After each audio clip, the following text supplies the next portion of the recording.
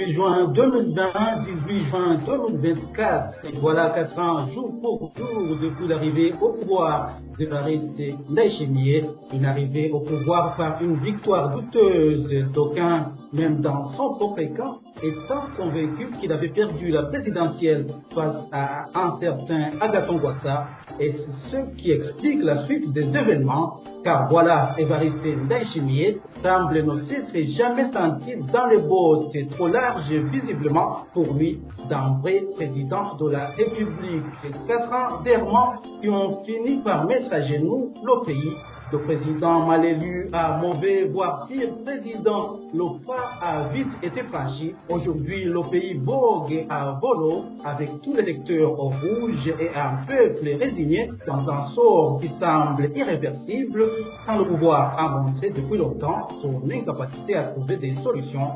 Il n'en fallait pas plus pour motiver une nouvelle synergie des médias. À la présentation de cette synergie de la radio Inzamba, la radio publique africaine et la télévision Renaissance, vous êtes avec Émile Nibasumba et Edi Claude Ninazwe.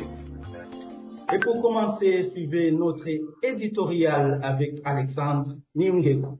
La seule chose dont les Burundais peuvent remercier Évariste Ndayishimiye, c'est d'avoir toujours rendu les choses si facilement visibles et d'avoir tout le temps été lui-même trop prévisible. Ces beaux discours du début de sa présidence n'ont jamais berné personne. Tout le monde attendait de le voir à l'œuvre, mais l'homme n'a jamais bougé d'un iota. Sa stratégie de se plaindre et de verser des larmes de crocodile, n'ayant pas payé, le voilà aujourd'hui qui se targue d'abord d'être un homme intensement riche et cerise sur le gâteau d'avoir rendu le peuple burundais prospère et plus heureux qu'il ne l'avait été auparavant. Quelqu'un a dit tout simplement qu'Évariste Ndayishimiye n'est pas dans le déni, mais dans la démence. Quelle justesse! Comment un chef d'État de bon sens peut-il oser se proclamer le meilleur du monde au moment où il a mis le pays à terre s'il ne l'a pas enterré? Tout est à l'arrêt dans le pays, comme si le temps s'était totalement arrêté. À commencer par l'économie. Depuis qu'il s'est juré de s'occuper personnellement du problème de carburant, la pénurie de l'or noir a sans discontinuer élu domicile dans le pays des 1000 collines, et aujourd'hui tous les véhicules, à part les siens et ses proches, sont à sec. Plus de voitures privées, plus de véhicules de transport en commun. Les rues sont complètement vides. La seule alternative pour les Burundais, où qu'ils se trouvent et qui qu'ils soient, étant de marcher ou de rester à la maison. Dans de telles conditions, les marchés ne peuvent plus être achalandés en peu de produits encore disponibles, même de première nécessité. Les services d'urgence ne fonctionnent plus. Même chose pour les usines et les entreprises dont les équipements requièrent du carburant et qui sont toutes en faillite. Du coup, les prix explosent et atteignent des sommets inimaginables pour tous les produits. Aujourd'hui, la majorité des Burundais peuvent à peine manger une fois par jour. Incorrigible qu'il est, Évariste Ndayishimiye vient de déclarer que la récolte a été surabondante dans tout le pays. Par quelle magie, alors qu'il n'y a plus de fertilisants? Dans son style trop unique, il avait ironisé que les Burundais n'avaient pas besoin de dollars et d'euros.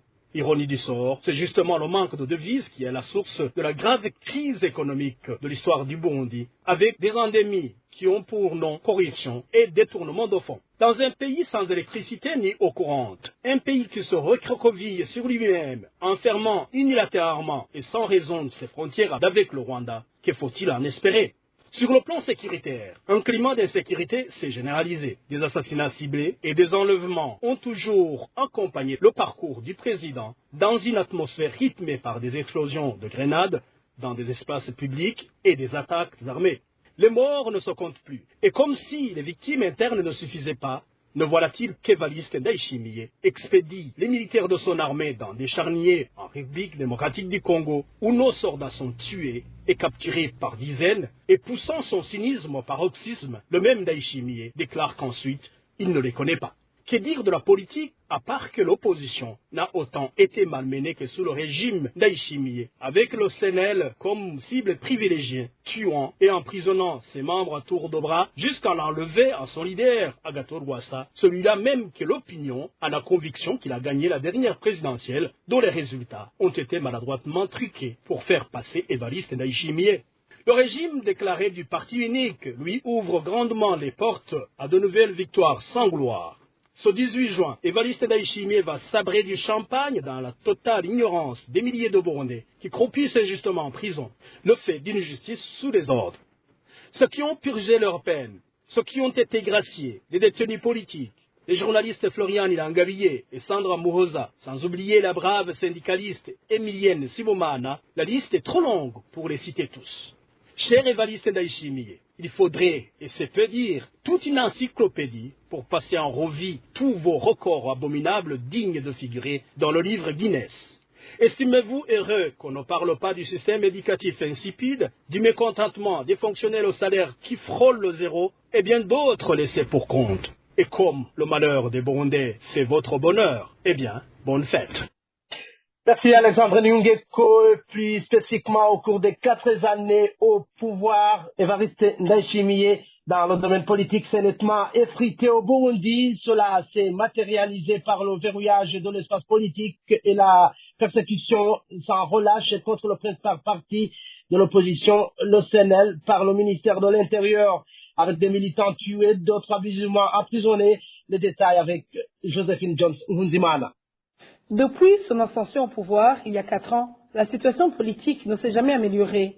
Après quelques mois au pouvoir, la Cour de l'EAC avait été saisie par ceux qui s'opposaient au 3e mandat du feu président Nkurunziza, a déclaré illégal et inconstitutionnel son mandat de tous les dangers. Le président Ndayishimiye n'a pas voulu valider la décision qui a été prise par la Cour de l'EAC. Il s'est contenté de dire que le 3e mandat n'était plus d'actualité. Les 4 années du pouvoir Ndayishimiye ont été aussi marquées par le verrouillage de l'espace politique. Les réunions des partis politiques de l'opposition ont été interdites à plusieurs reprises. Le cas le plus parlant est celui du parti CNL, qui a été interdit d'organiser des réunions et congrès du parti par le ministère de l'Intérieur, allant même jusqu'à diviser ce parti en ailes. Ce n'est pas tout. Plusieurs militants du parti CNL, fidèles d'Agathon Rwasa, ont été tués, d'autres enlevés ou portés disparus. Il y a d'autres qui ont été emprisonnés injustement.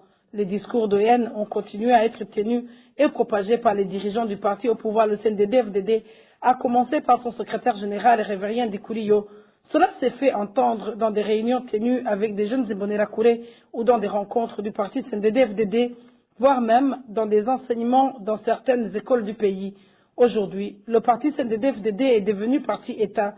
Son secrétaire général prend des fois des décisions en lieu et place du gouvernement.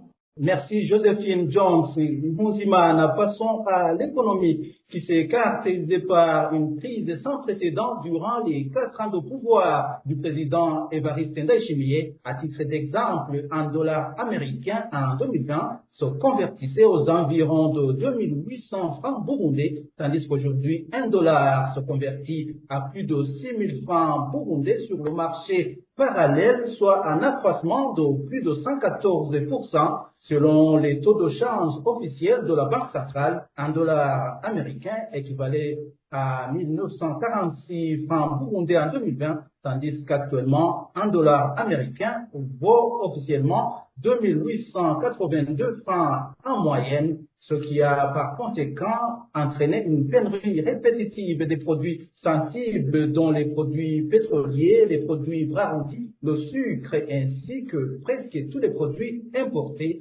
Daniel Claire Irakumba nous fait le point. Durant les 4 ans passés au pouvoir, la politique économique d'Évariste Ndayishimiye a été caractérisée par beaucoup de slogans et de promesses qui n'étaient pas dans la plupart des cas accompagnés par des actions concrètes. Il s'agit aussi d'une période qui a été caractérisée par la pénurie répétitive des produits sensibles, dont les produits pétroliers, les produits bras-rôtis, les produits pharmaceutiques, le sucre, les fertilisants, les matières premières importées, l'eau et l'électricité. Cette carence a été généralement causée par le manque de devises. À titre d'exemple, selon le bilan de l'Olicom rendu public ce 18 juin 2024, un dollar américain en 2020 se convertissait aux environs de 2800 francs bourg, tandis qu'aujourd'hui, un dollar américain se convertit à plus de 6000 francs bourg sur le marché parallèle, soit accroissement de 114,24%. Selon les taux de change officiels de la BRB, un dollar américain équivalait à 1946 francs bourg en 2020, tandis qu'actuellement un dollar américain équivaut à 2882 francs bourg en moyenne. Donc, il s'observe un décalage énorme entre le taux de change officiel et le taux de change au marché parallèle. Par conséquent, la carence des devises a fait basculer la vie quotidienne de tous les Burundais. Cela s'explique par la montée en flèche du taux d'inflation, plus particulièrement sur les produits importés. Cette pénurie des devises est accentuée par le bouchage de toutes leurs sources, dont la coopération au développement, les exportations, les investisseurs étrangers, la diaspora et le tourisme.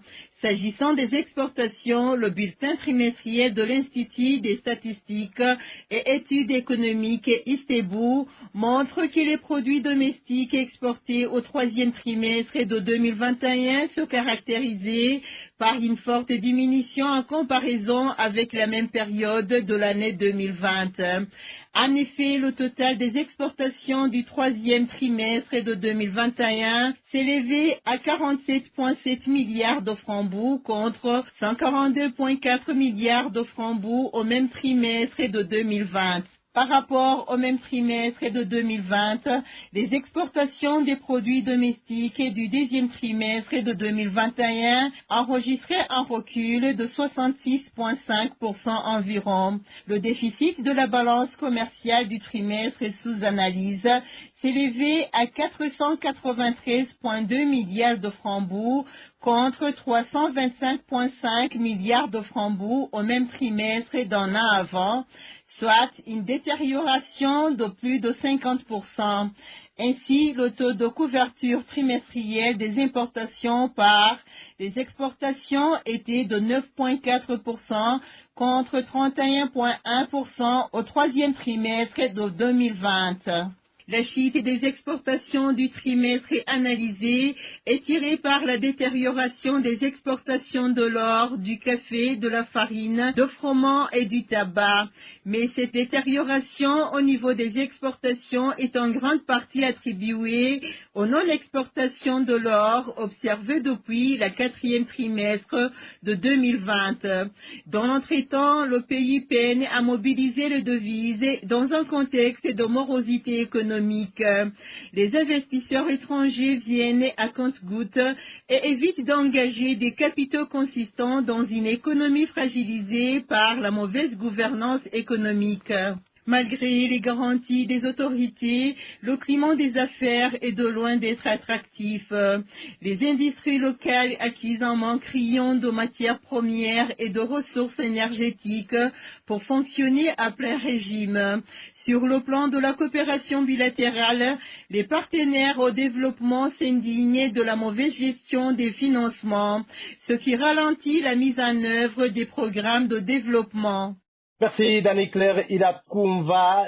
À travers le discours, le président Ndayishimiye n'a cessé de se lamenter que son administration est gangrénée par la corruption et le détournement des deniers publics. Il accuse ceux qui devraient l'aider à éradiquer la corruption de ne rien faire. Le détail avec Pierre Gaoungou. Vous imaginez que c'est le BR qui organise le sabotage de rentrée des recettes dans les caisses de l'État. Le début du régime du président Ndayishimiye a été marqué par des lamentations de ce genre. C'était un discours étrange pour une autorité issue du parti CNDD-FDD au pouvoir. Plus d'un s'attendait à un changement.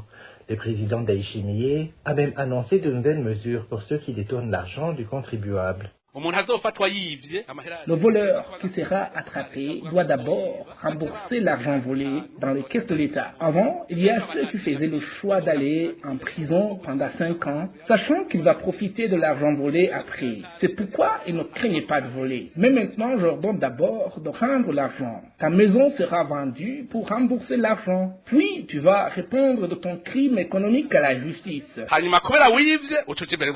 Avec le temps, le discours du président Ndayishimiye laisse entendre qu'il fait face à une mafia plus forte que l'État. Moi, je vois qu'il y ait une mafia, c'est-à-dire un groupe de gens qui ne veulent aucun sou qui rentre dans les caisses de l'État, que ce soit en devise ou en francs. Ndayishimiye a aussi avoué à un moment donné qu'il n'a pas de stratégie de sauvetage pour l'entreprise para-étatique de communication Onatel qui était en faillite. On les avait confié la mission de développer l'Onatel. Ils ont été incapables. Qu'ils rentrent chez eux. Si l'enfant meurt, la nounou n'a plus de boulot. Laissons-les accompagner la faillite de l'Onatel jusqu'au bout et on va voir ce qu'ils vont faire après. Alors que le pays ne cessait de s'enfoncer dans la pauvreté, paradoxalement, la Banque mondiale accusait le Burundi d'être incapable de décaisser la totalité des fonds alloués au pays. Le ministre des Finances, Audace Niyonzima, a reconnu cela et a avoué que la cause est l'incompétence des cadres chargés d'exécuter ces projets. Nous avons relevé les défis de lenteur dans l'exécution des projets qui sont financés par la Banque mondiale. Et ces lenteurs sont principalement dues aux gestionnaires des projets qui ne sont pas très appliqués ou alors qui n'ont pas suffisamment de compétences pour pouvoir exécuter rapidement ces projets. Si on n'accélère pas le rythme de décaissement ou le rythme d'exécution de ces projets, ça nous freine dans la demande de nouveaux fonds. Si on se présente à la Banque mondiale pour demander des financements, alors que les financements en cours ne sont pas exécutés à un rythme satisfaisant, ça handicape l'accès à ces nouveaux financements. Par exemple, sur 188 milliards de dollars américains alloués aux projets financés par la Banque mondiale au Burundi en 2023, seul le décaissement de 59 millions de dollars, soit près de 30% des projections, a été effectué. Merci Pierre Garungu. Côté droit de l'homme, la situation est devenue encore plus inquiétante 4 ans après l'accession au pouvoir de Ndayishimiye, avec une justice partisane devenue un instrument de répression contre toute voix discordante. Des enlèvements, des emprisonnements arbitraires restent une réalité, mais la justice ne parvient pas à établir les responsabilités des auteurs afin de les punir. Les autorités burundaises semblent nier cette réalité, même si certaines organisations internationales ne cessent de l'exprimer, comme le sous-comité d'accréditation qui a récemment recommandé la dégradation de la Commission nationale indépendante des droits de l'homme de la catégorie A à la catégorie B. Les précisions avec Jean-Marie Ndabashins. Depuis l'investiture du président Evariste Ndayishimiye en juin 2020, le Burundi a plongé dans des pratiques répressives héritées de son prédécesseur feu Pierre Nkurunziza.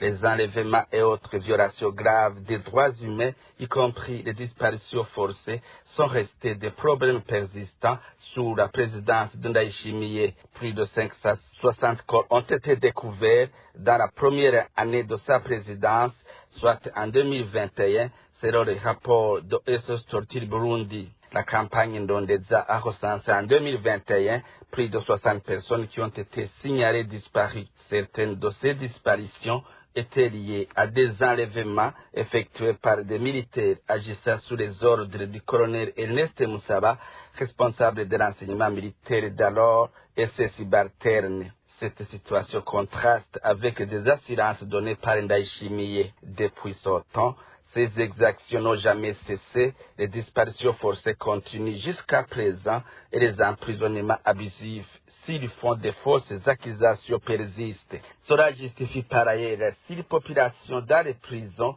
ou les effectifs par rapport à la capacité d'accueil ont augmenté jusqu'à 300%, ce qui rend la vie dure dans les prisons comme le dénoncent les associations des droits humains. Depuis la fin de 2023, il y a eu des attaques qui ont ciblé des positions militaires à Gatumba et à Bubanza. Au lieu de faire la lumière, les autorités se sont précipitées pour affirmer, sans aucune preuve, que les assaillants venaient du Rwanda, ce qui a été démenti formellement par les autorités rwandaises. Le mouvement Red Tabara, qui combat le régime en place, a revendiqué cette attaque, précisant un lourd bilan du côté des forces gouvernementales. Très récemment, au centre-ville de Bujumbura, des jets de grenades ont emporté des vies des citoyens. Encore une fois, quelques heures après ces attaques, le gouvernement du Burundi a sorti un communiqué pour accuser le Rwanda. Quant à la justice, le président Ndayishimiye a suivi la ligne tracée par son prédécesseur d'utiliser la justice comme un instrument de répression contre tous ceux qui sont supposés être des opposants. Les Imbonerakure ont été accusés à plusieurs reprises de violences, d'intimidation et d'autres violations des droits de l'homme, y compris des viols contre les femmes. Cependant, la justice burundaise semble souvent fermer les yeux sur ces actes, n'engageant pas de poursuites ou d'enquêtes sérieuses. Bujumbura a connu plusieurs attaques à la grenade ces dernières années. Ces attaques, qui ont souvent visé des civils, n'ont pas toujours fait objet d'enquêtes approfondies, laissant des responsables impunis. Certains juges et magistrats brillent par leurs ailes dans des procès biaisés et des condamnations sévères signalées par des organisations de défense des droits de l'homme. L'emprisonnement des journalistes pour l'exercice de leur métier justifie son comportement d'injustice à genoux. Jean-Marie Ndabashinze, dans la synergie des médias, le domaine militaire n'a pas été épargné par la mauvaise gestion du pouvoir Ndayishimiye. Beaucoup de soldats burundais ont été forcés d'aller en RDC pour combattre le mouvement M23. Nombre d'entre eux ont été tués, blessés, d'autres capturés. Leurs familles sont toujours dans la désolation totale. Bon fils Nyongel. Tout a commencé à partir du mois de novembre 2023 avec l'annonce de la fin du mandat de la force régionale de l'EAC jugée inefficace sur le terrain dans le combat contre le mouvement M23 et que le président Evariste Ndayishimiye avait comme prétexte d'avoir conclu un accord bilatéral avec la République démocratique du Congo a décidé l'envoi des troupes burundaises pour combattre le M23 aux côtés des FARDC et des FDLR. Plus d'un se sont posé la question de savoir comment le Burundi peut se faire passer pour un pays de la SADC et envoyer ses troupes comme pays contributeur. Cela cachait mal d'autres raisons du président Ndayishimiye selon beaucoup d'observateurs. Par ailleurs, selon la constitution de la République du Burundi, celle-ci empêche le chef de l'État à agir seul sur une question aussi sensible comme celle-là.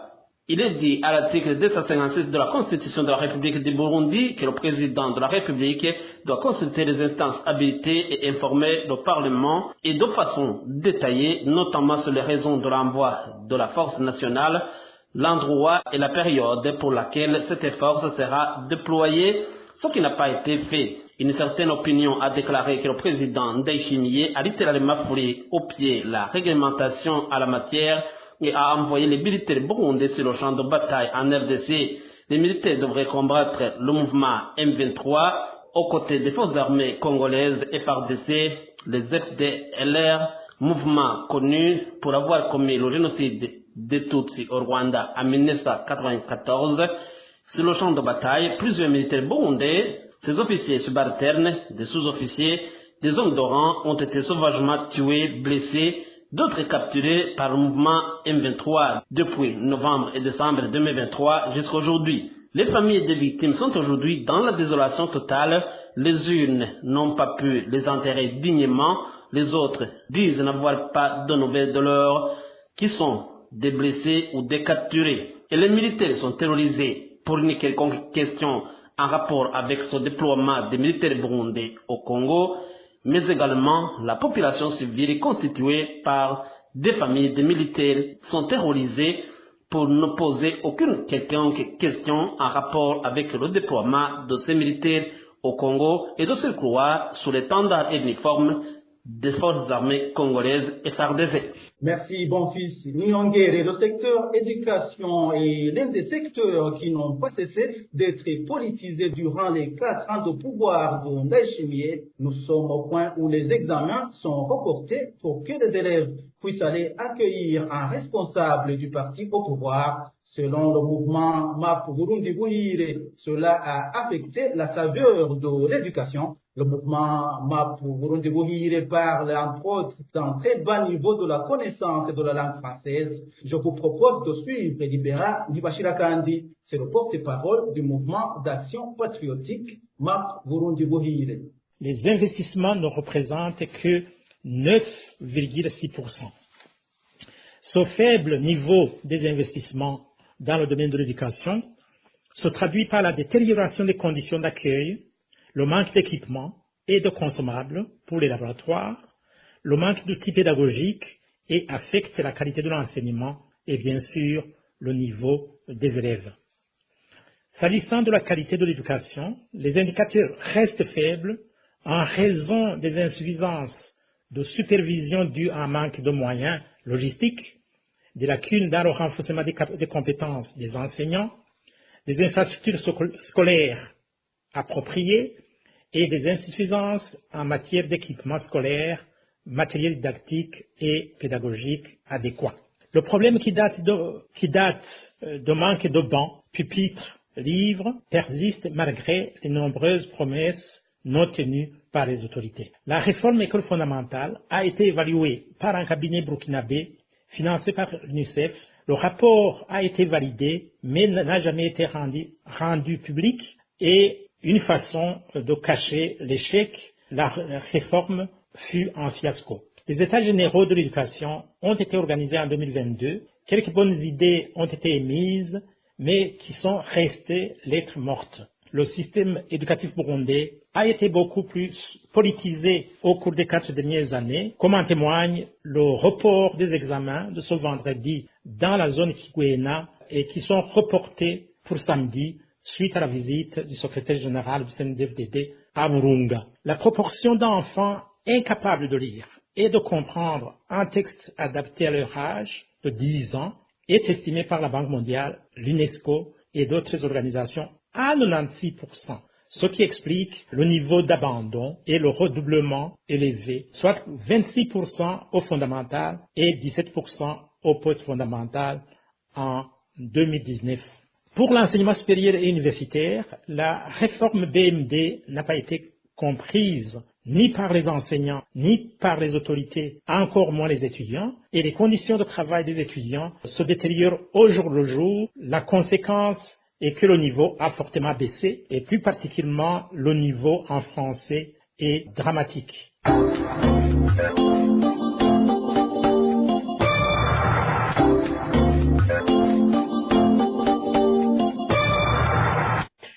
Poursuivez la synergie des médias, des acteurs des différents secteurs de la vie au Burundi ne sont pas restés indifférents à ce jour, pas comme les autres. Par exemple, dans le domaine des droits de l'homme, le FOCODE a recensé plus de 120 cas de disparition forcée durant les 4 dernières années, période au cours de laquelle le président Ndayishimiye est à la commande du pays. Précision de Pacifique Nage qui dirige cette organisation de la société civile indépendante. Pour cet activiste qui coordonne également la campagne d'Ondesa, initiée dans l'objectif d'alerter sur des cas de disparition forcée, le président Ndayishimiye semblait à son arrivée au pouvoir avoir la volonté de stopper les violations des droits de l'homme qui se manifestaient beaucoup sous le règne de son prédécesseur Pierre Nkurunziza, mais cela n'a duré que le temps de la rosée. Écoutons Pacifique Nininahazu. L'arrivée du président Evariste Ndayishimiye au pouvoir en 2020 avait créé une sorte d'espoir sur l'amélioration de la situation des droits de l'homme au Burundi. Les 3 premiers mois du régime Ndayishimiye, les gens se souviennent des mesures qui ont été prises contre la milice Imbonerakure, qui n'était plus autorisée à faire des exercices paramilitaires, des rondes nocturnes. Au niveau de la campagne d'Ondesa, nous avions également observé une diminution sensible des cas de disparition forcée de juin à septembre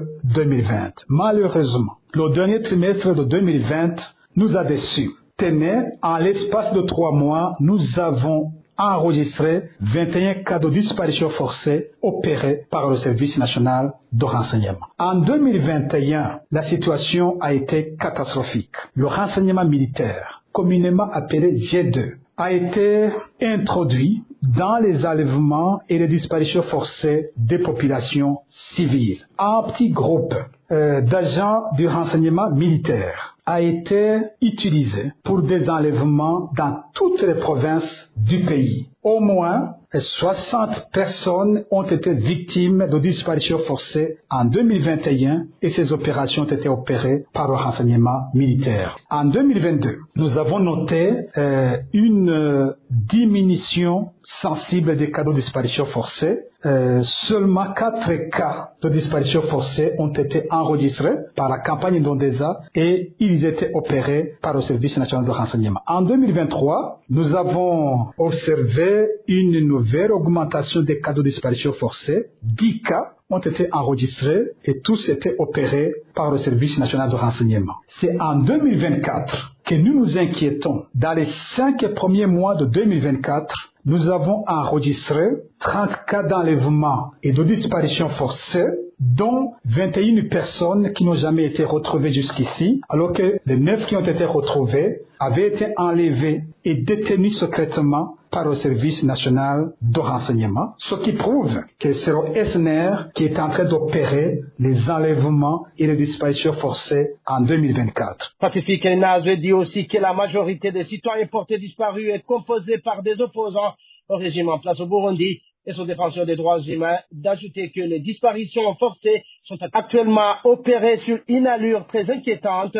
et que le pire pourrait arriver durant les prochaines élections prévues au Burundi. Encore une fois, suivant Pacifique Lininage. Les provinces les plus touchées, c'est d'abord la province de Bubanza, spécialement dans la commune de Gihanga, la province de Cibitoke, spécialement dans la commune de Mabayi et la mairie de Bujumbura.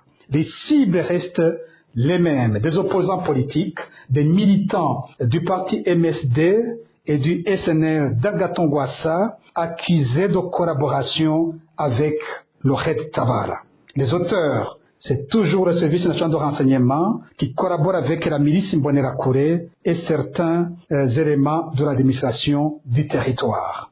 Malheureusement, comme cela se passait à l'époque de Nkurunziza, nous constatons une totale impunité des agents des services secrets et des miliciens Imbonerakure et des agents de l'administration impliqués dans ces enlèvements et dans ces disparitions forcées. Durant les 4 ans du régime d'Aïchimiye, aucun agent du renseignement n'a été sanctionné pour enlèvement ou cas de disparition forcée. Et sur le total des 4 ans du régime d'Aïchimiye, Ndondeza a enregistré 130 cas de disparition forcée, d'enlèvement et disparition forcée, dont 112 qui n'ont jamais été retrouvés et 18 qui ont été retrouvés dans les cachots des services secrets. C'est dire qu'il n'y a donc aucun changement depuis l'arrivée d'Ndayishimiye. C'est encore une fois aussi l'occasion d'alerter les amis du Burundi sur la gravité de cette situation, surtout à la veille des élections de 2025. Le pouvoir d'Evariste Ndayishimiye n'a rien apporté de nouveau dans le paysage politique, sauf que les choses évoluent mal pour qu'il reste le parti unique. CNDD-FDD, c'est le constat amer du parti Codebu, l'un des partis politiques œuvrant sur le sol burundais. Kefa Nibizi, le président de ce parti, indique que depuis que Ndayishimiye a accédé au pouvoir, un espoir avait été observé à travers des réunions organisées à l'endroit des partis politiques. Toutefois, cet espoir a duré peu de temps. Le président du parti Codebu explique que plusieurs recommandations des réunions tenues n'ont jamais été respectées et à cela s'est ajouté des lois promulguées pour écarter les autres partis politiques dans les prochaines échéances électorales. C'était l'espoir n'a duré que la durée d'une rosée parce que on a constaté une recrudescence des discours, de menaces, des chansons, de déshumanisation qui ont continué. Il y a eu également la discrimination des partis politiques et de l'opposition qui a été un caractéristique très patent de son mandat, de son excellence Evariste Ndayishimiye, où dans les institutions, on n'a pas constaté des personnalités de l'opposition. Et dans le temps, on disait que ce sont elles qui perturbent l'action gouvernementale, mais jusqu'à maintenant, nous voyons que tous les signaux sont au rouge en matière de l'économie et socio-économique, malgré l'absence des membres de l'opposition, ce qui montre que cette perception était fausse. Et on a constaté également qu'il y a un harcèlement des membres des partis politiques, mais aussi le gouvernement a eu un impact très fort dans la déstabilisation du parti CNL. Et les choses se sont empirées avec la mise en place de la CENI monocolore construite dans ce parti politique,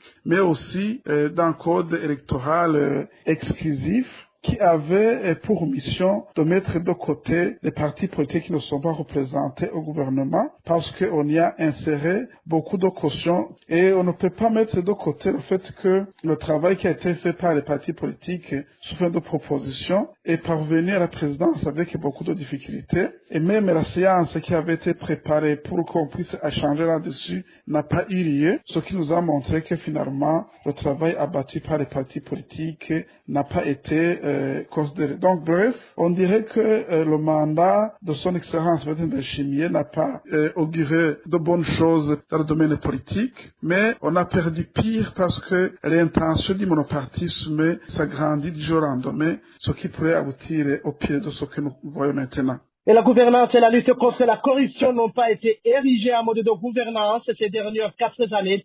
Cela a propulsé les détournements, les réserves de change ont continué à chuter, le niveau d'inflation est resté bas, entre autres.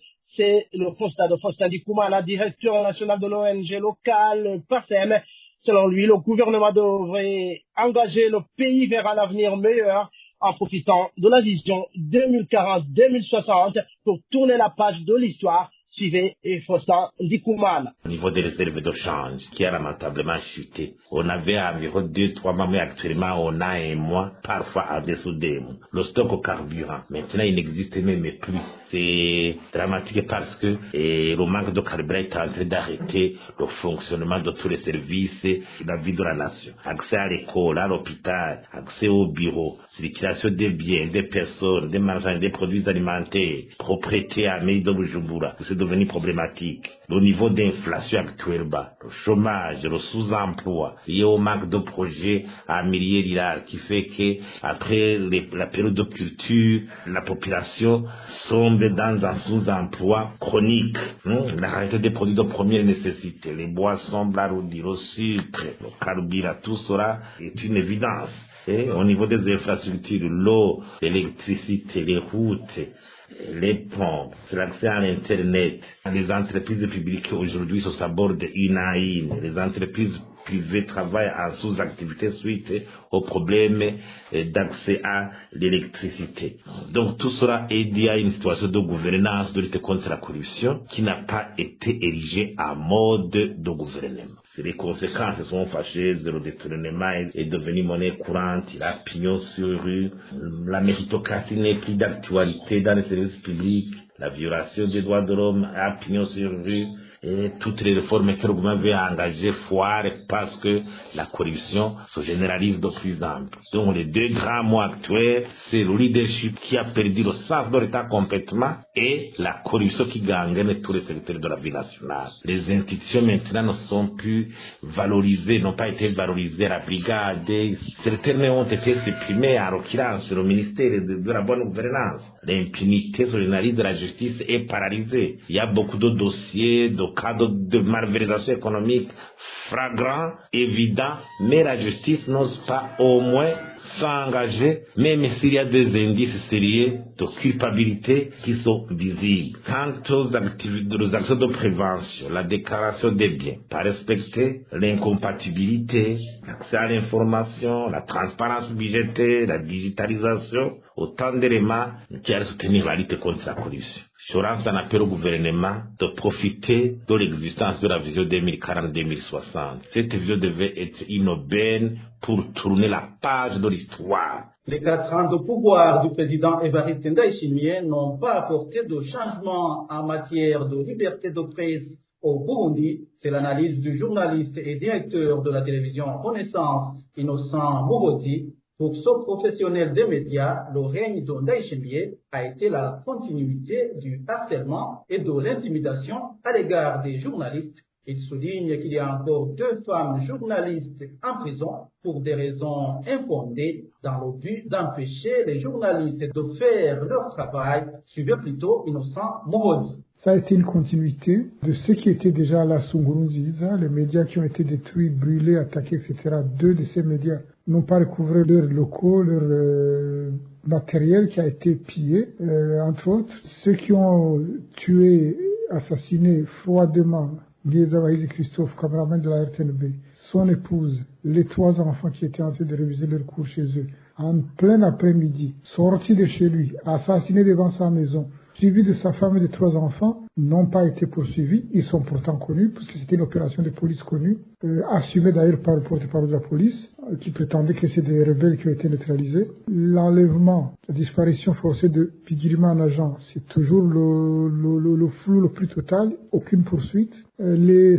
7 journalistes responsables des médias qui ont été condamnés à la prison à vie, la condamnation est toujours là. La centaine de journalistes qui sont en exil, c'est toujours pareil, ils sont en exil. Aujourd'hui encore, les journalistes sont persécutés. 2 femmes journalistes sont en prison pour des raisons totalement fantaisistes. Le peu de médias qui sont là, quand ils essaient de faire des synergies, ils doivent soumettre d'abord leur thème au CNC qui doit approuver ou ne pas approuver. Donc il n'y a aucun changement, c'est une continuité de ce qui était là sous Nkurunziza, empêcher les journalistes de faire leur travail et par la même occasion essayer de faire obstruction pour que les citoyens burundais ne sachent pas ce qui se passe dans leur pays. Innocent Muhozi, professionnel des médias et directeur de la télé et Renaissance. Et pour terminer cette synergie des médias, le pouvoir d'Évariste Ndayishimiye a été caractérisé par une recrudescence d'assassinats, des centaines de cas de disparition forcée, des vols des biens de la population ainsi que les richesses du pays dans une totale impunité. La pénurie des produits de première nécessité, sans oublier la montée vertigineuse des prix pour des Burundais se trouvant dans différents coins du pays. Selon eux, Évariste Ndayishimiye n'est pas à la hauteur de diriger le Burundi car ils n'ont rien à apprécier sur son pouvoir. Suivez le point de vue de ces Burundais. E cazzo passa sul regime di Ndayishimiye, aucune amélioration n'enregistrée car la vie est devenue très chère qu'auparavant, surtout dans la hausse des prix ainsi que les tueries qui s'observent d'ici et là. On peut signaler aussi que Ndayishimiye ne cesse de se lamenter, je disais que c'est les autres qui perdent des activités, mais sans action pour cet effet. C'est un gouvernement qui a été caractérisé par la hausse très exagérée des prix dans tous les produits agricoles, sans toutefois oublier les produits venant de l'extérieur de l'État. Donc, la population est en train d'être traumatisée par la famine. Ce gouvernement est aussi caractérisé par la tuerie et le traumatisme de la population à haut niveau. C'est pourquoi on lui conseille de lever la main à temps. On constate qu'il a dirigé le Burundi dans la même ligne que son prédécesseur, Nkurunziza. On a continué à assister aux disparitions forcées, aux arrestations arbitraires des innocents, à beaucoup de cas d'assassinat, à la corruption qui a pris le devant, à la déstabilisation et à la neutralisation des partis d'opposition, en l'occurrence le parti CNL, le terrorisme à l'endroit des opposants, le verrouillage de l'espace politique sont devenus des slogans pour ce régime. Même les réfugiés n'ont pas pu regagner le bercail car rien n'a changé dans le pays.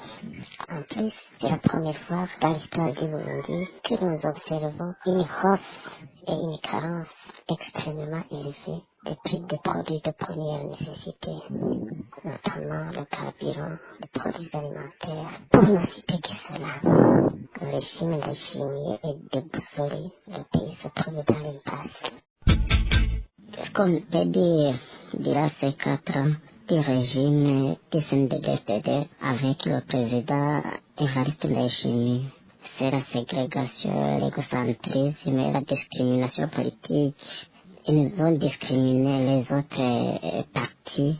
On observe aussi la pauvreté qui est partout dans le pays. Et si on essaie de comparer avec les autres années, on voit que la flambée exponentielle des prix, la carence des devises, on ne veut pas dire qu'il y a un développement au Burundi. Et bien qu'on chante que nous sommes dans un pays de denne, c'est fort étonnant de voir la situation du Burundi. Voilà, c'est par ici que nous mettons un point final à la synergie des médias, la radio Inzamba, la RPA et la télévision Renaissance sur le bilan des 4 ans au pouvoir d'Évariste Ndayishimiye. Merci à toute l'équipe qui a participé à sa production. Un grand merci à vous tous qui nous avez suivis. À la présentation, vous étiez avec Émile Nibasumba et Eddie Claude Naze. Merci Émile pour ta complicité. Au revoir.